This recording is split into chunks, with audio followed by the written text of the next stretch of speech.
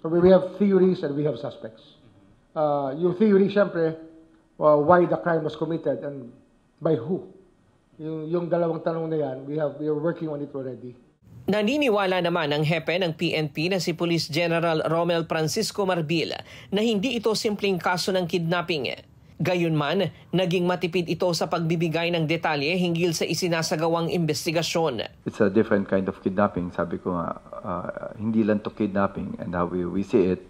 It's more of, I guess, sorry, I just want to, more than that. And sabi ko nga, may malaki kasi yung twist eh. So, hanggang doon lang po ako after ng investigation.